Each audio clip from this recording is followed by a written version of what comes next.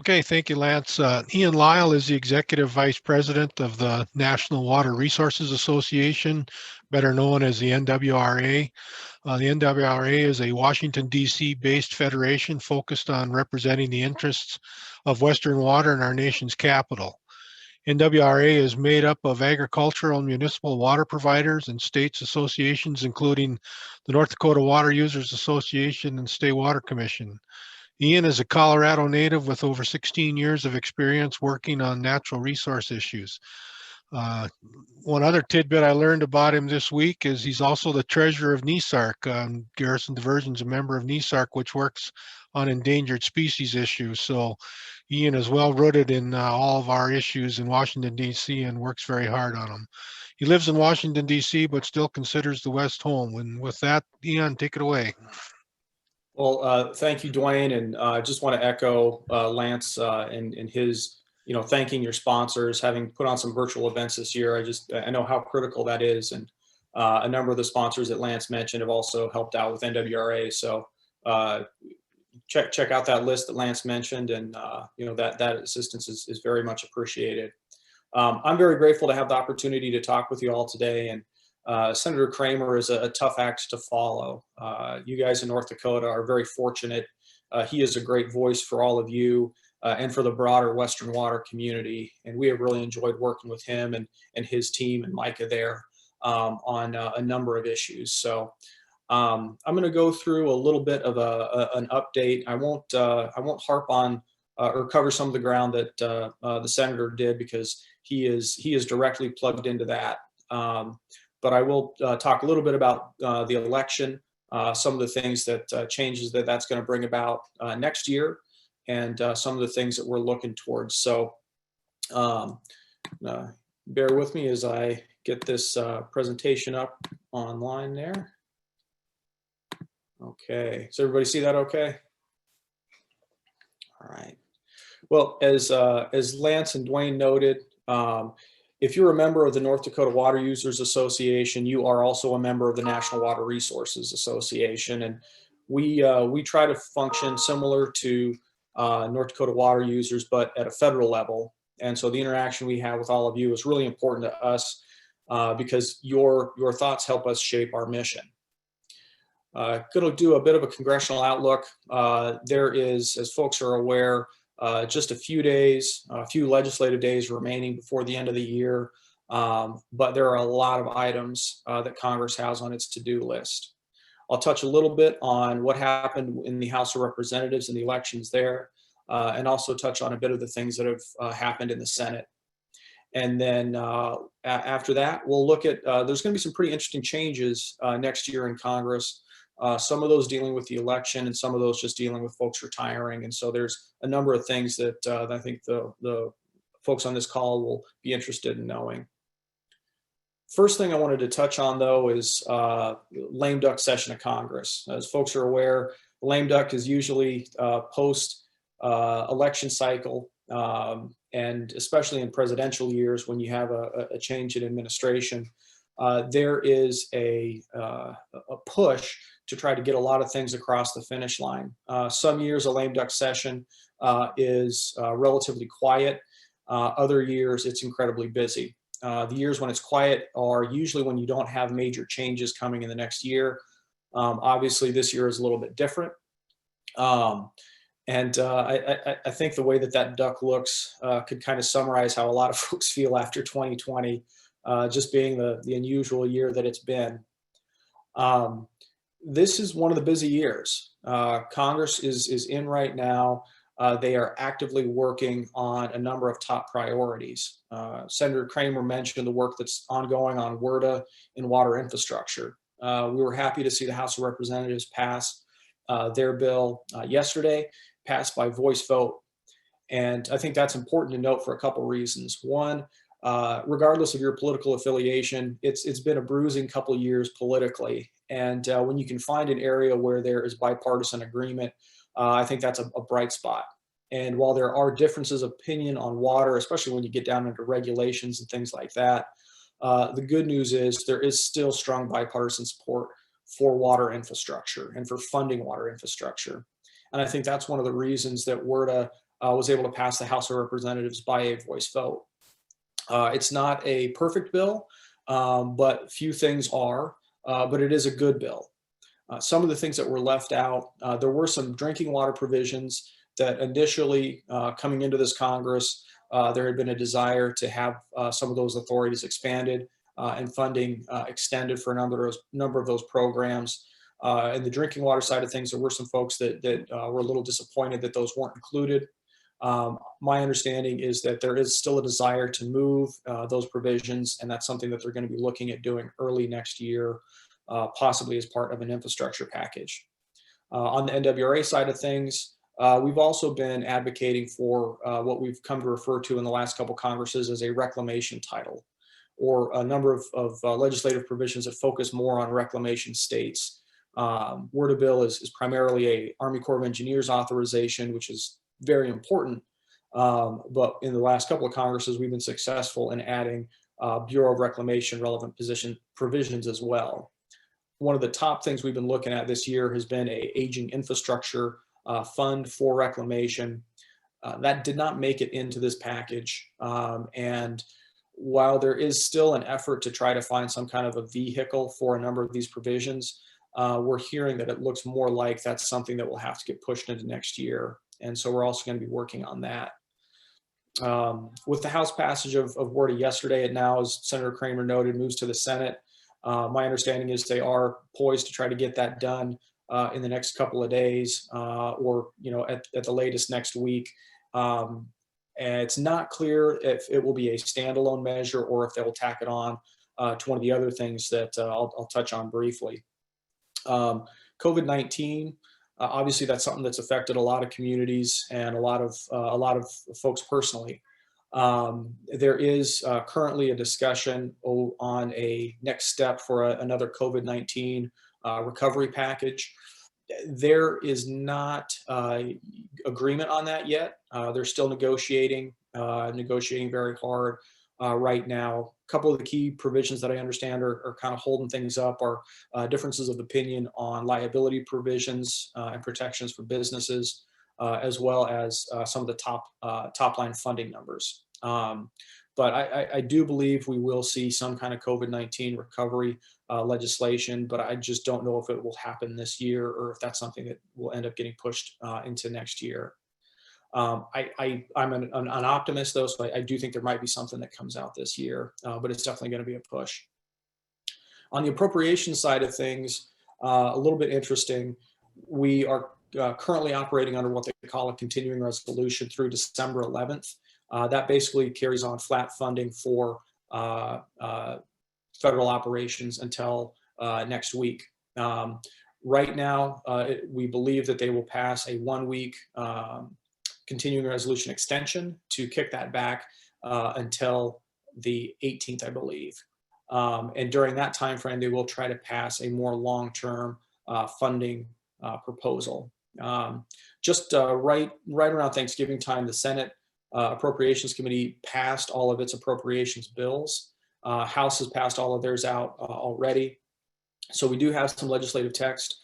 Numbers for programs that water users are probably most interested in with respect to the Bureau of Reclamation and the Army Corps of Engineers. We're both relatively healthy, about $1.6 billion for reclamation and closer to $7 billion for the Army Corps of Engineers.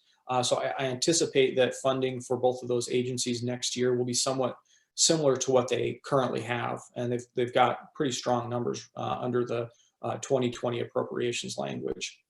The one thing that we probably won't see, which was present in the House of Representatives proposal that's not there in the Senate, is additional funding aimed at economic stimulus for both the Corps and reclamation. The House had included about $3 billion that would be targeted at Bureau of Reclamation aging infrastructure as kind of a double whammy of addressing that infrastructure need and also spurring some economic development.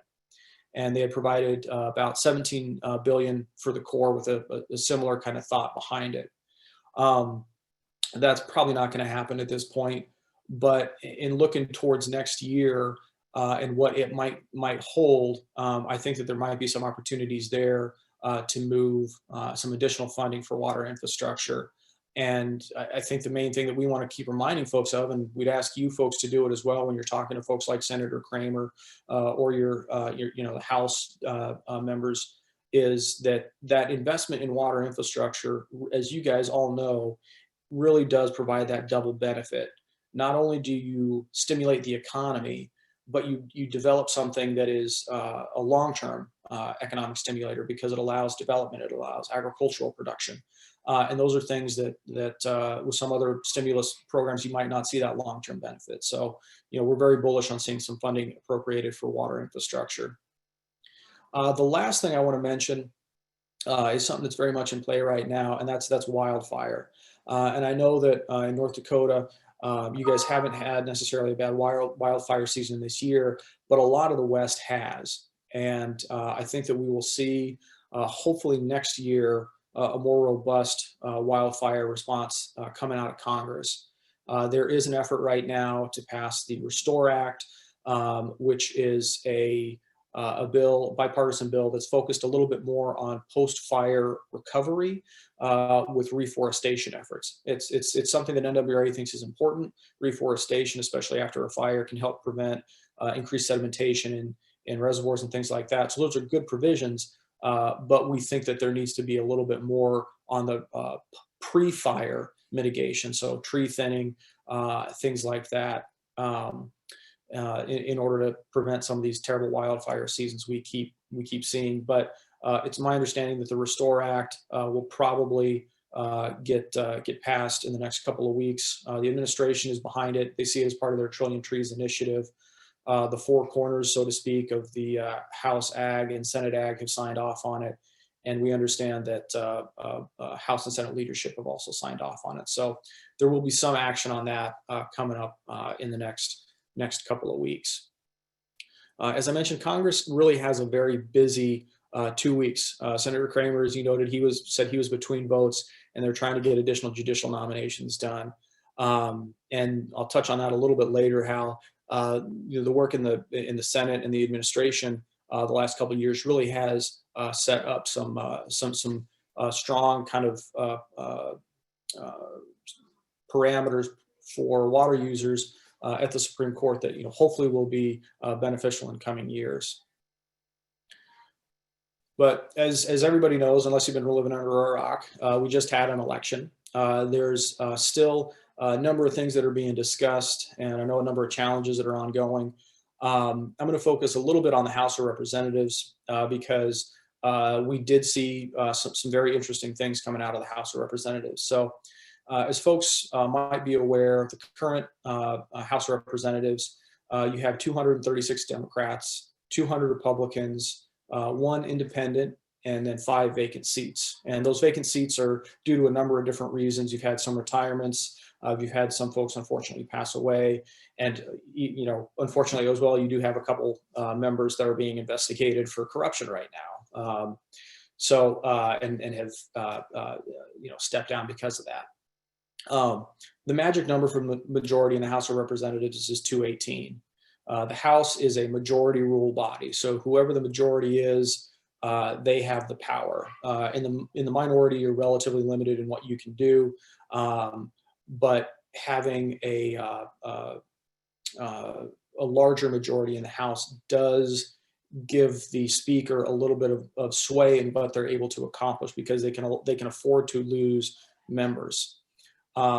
One thing that I think this election showed a lot of people was there's been a long-held kind of belief that if you increase voter turnout, that it would proportionately benefit Democrat members more than Republicans. The thought being that if you turn out votes in more urban areas, that they would go for Democrats. Interesting thing about this election, though, is we saw record voter turnout, but it was for both parties, and it didn't necessarily benefit one party more than the other. We actually saw, and if you look back at the margins for the presidential election, the margins are actually pretty close to what we've seen really going back about the last 20 years in as far as the percentage split between the two candidates, Republican and Democrat. a lot of folks were expecting a blue wave, so to speak, where you'd see a lot of ground getting additional seats getting gained in the House of Representatives, and them sweeping the Senate. Interestingly, you actually saw the Democrats lose some ground in the House of Representatives. As of today, you have 222 Democrats that are confirmed, 211 Republicans, and then there's two seats that are still undecided. But the vote counts right now are kind of tilting in the favor of the Democrats. So not still called, but it'll probably be something close to 224 to 211. But just in the last few days, we've also had some interesting developments with President-elect Biden noting appointments to cabinet secretary positions, and a couple of those are going to be coming out of the House of Representatives. One of them, Congresswoman Fudge out of Ohio, looks like she's going to be tapped to serve as the HUD secretary. Mike DeWine is Republican senator, governor of Ohio. I haven't had time to dive in and see if Ohio election law allows him to appoint or if they have to immediately call a special election. Either way, at least for a short period of time, that will take the House majority down by at least one seat. And this is where it gets interesting. Right now, Speaker Pelosi can afford to lose 36 members. So if there's a vote where, a few years ago, climate change and healthcare were probably two of the best examples where members of the House, which was under Democrat control, they were able to lose a couple of votes here and there and still pass some of those bills. Right now, they still have that buffer. Going into next year, it's going to be a much smaller buffer.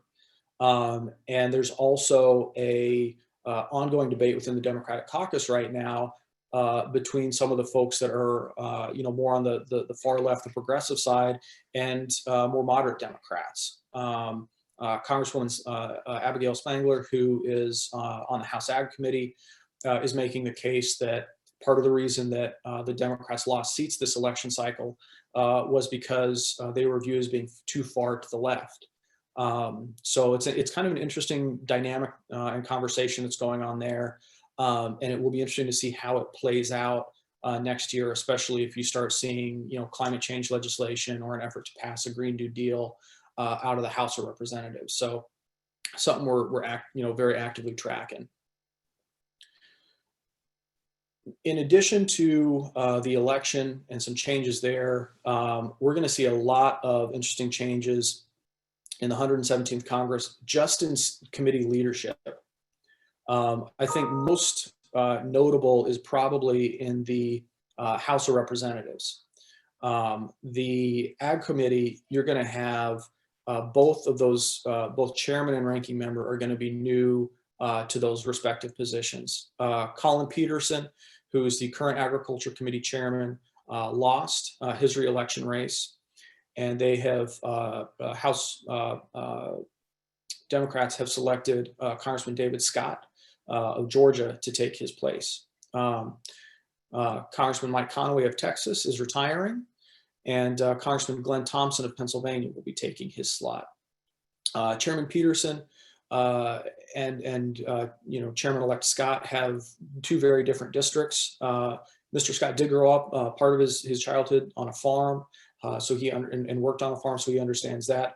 But his district is more urban than Mr. Peterson's. So it'll be interesting to see, his focus. While having a good, background on agriculture, he might focus a little bit more on the nutrition title, which is, as folks know, is actually the largest section of the Farm Bill.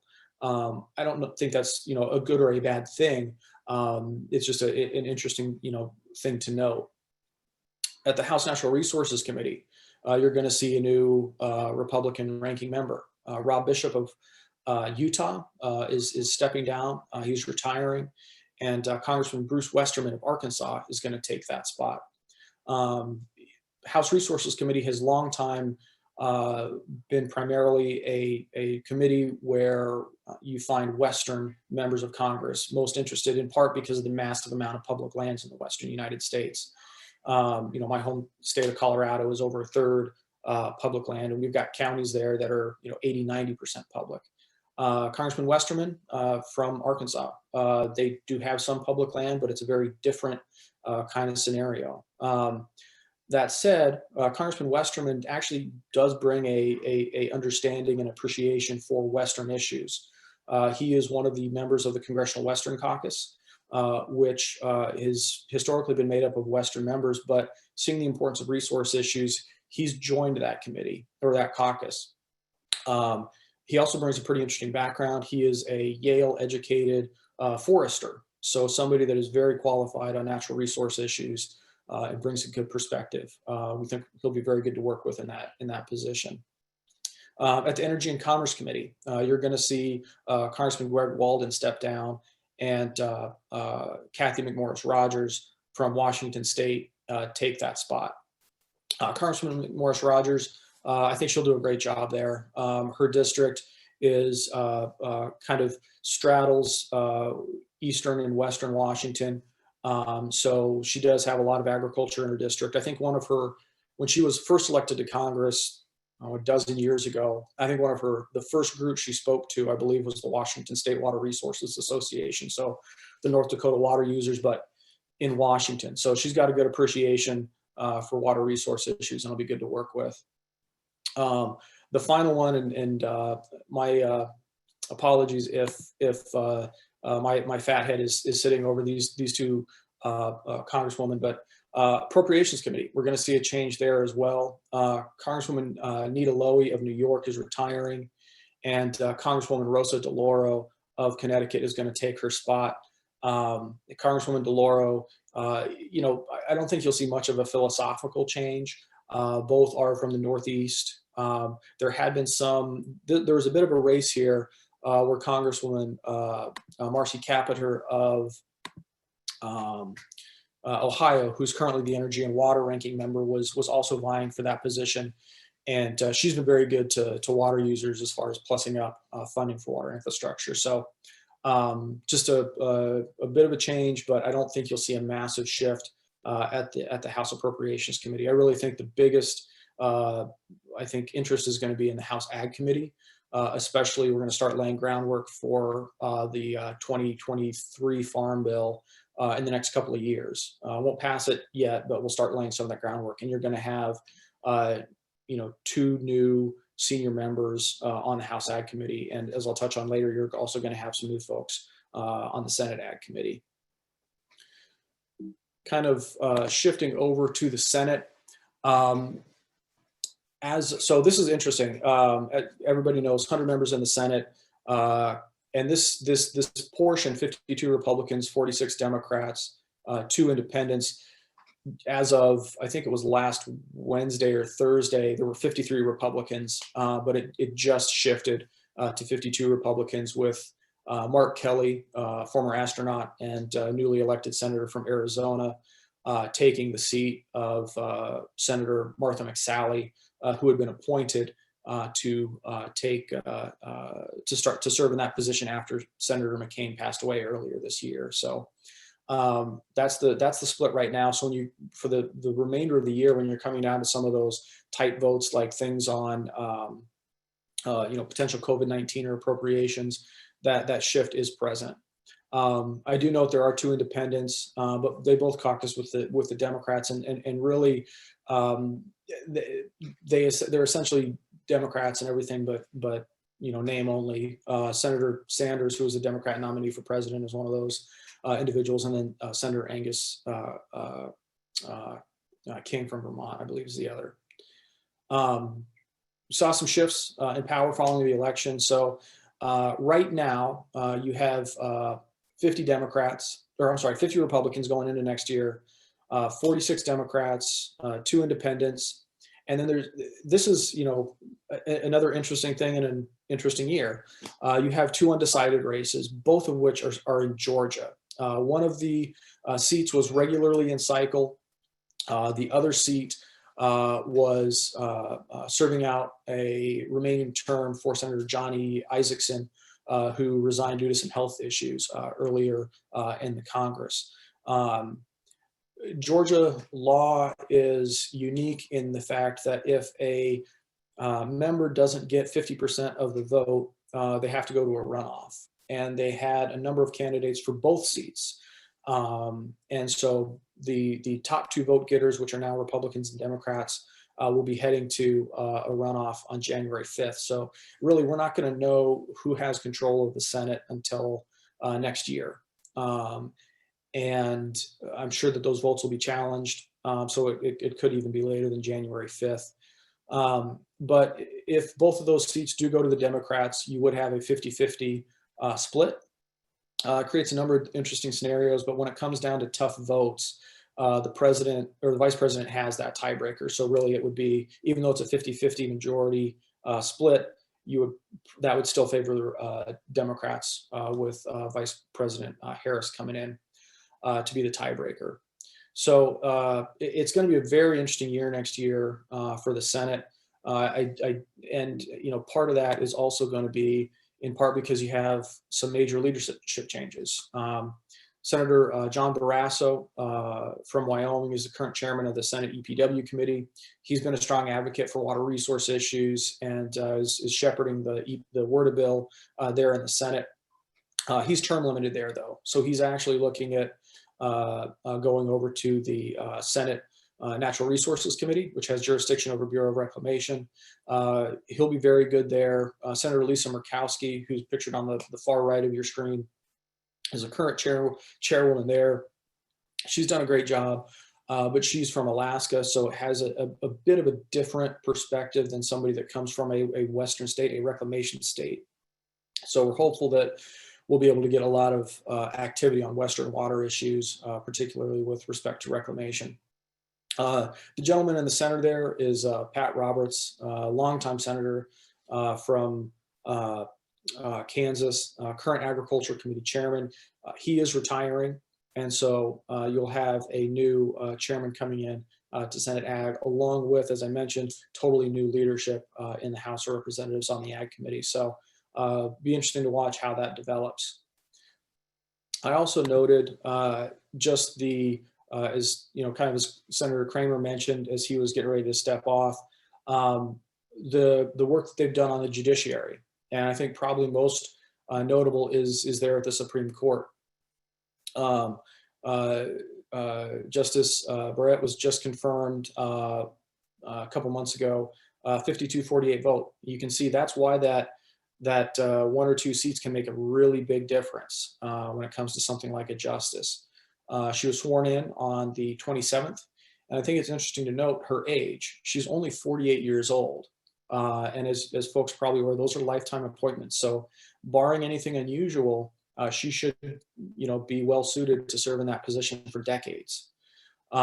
Looking at some of the other folks on the court, with really two exceptions, you have a pretty young court right now. Chief Justice Roberts is only 65.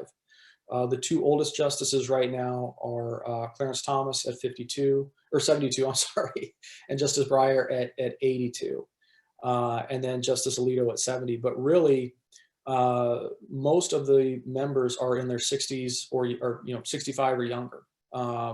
Sotomayor 66, Kagan 60, Gorsuch 53, and Kavanaugh 55.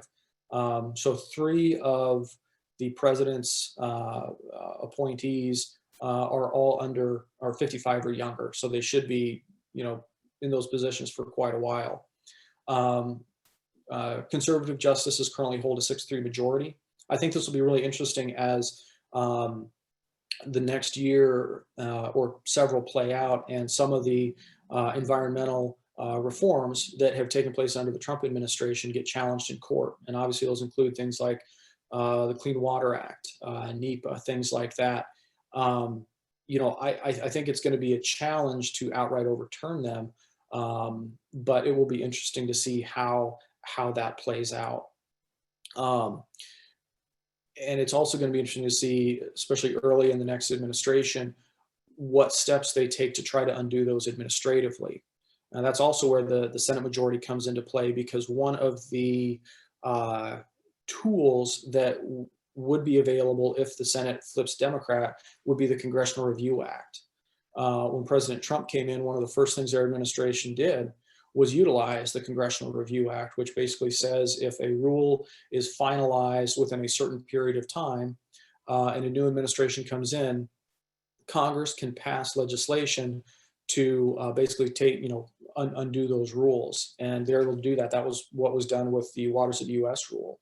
And that allowed them the opportunity to go in and rewrite it. So if the Senate flips, that's something that's on the table. If not, that's not on the table. And they'd have to go through and do either challenge them through the courts or attempt to do a rewrite of some of those rules, which then you'd still have to do the public comment process and things like that. So kind of an interesting dichotomy right now looking at the court.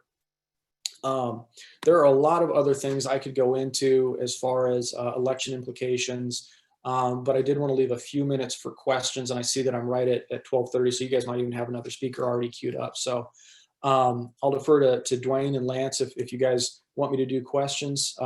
If not, I understand, but I do want to just say that I appreciate the opportunity to work with all of you and the opportunity to speak with you today, and look forward to seeing you guys in person sometime next year.